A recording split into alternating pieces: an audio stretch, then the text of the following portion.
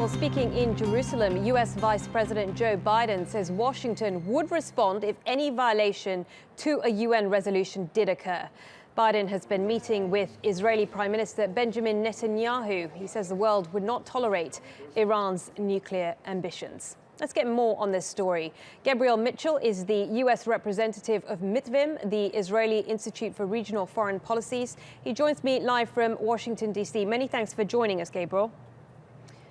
Now, do you think do you think the timing of these missile tests is deliberate? I absolutely do. Biden's visit has been scheduled for the last month or so, and obviously having the Vice President of the United States visiting Israel at this time in which there's a ceasefire in Syria and negotiations as to what the future of the region is going to look like, it's not surprising that the Iranians have taken this opportunity to kind of provoke and test both the Israeli and the American resolve. But they haven't breached any nuclear convention. We know that. That's why there hasn't been much of a reaction.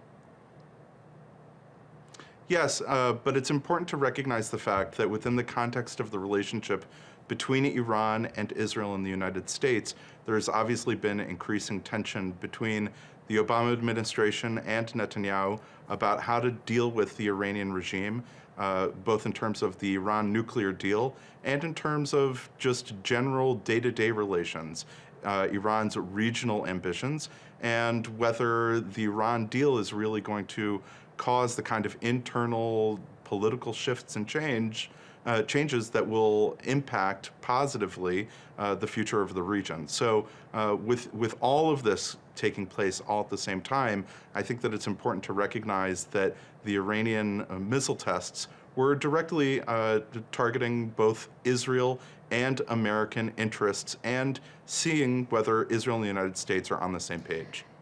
Doesn't Iran have the right to defend itself, its own borders, like every other country, like the US would, like China does? Absolutely. That's not the question. The question is whether these missiles are intended for some kind of aggressive pursuit of Iranian regional ambitions.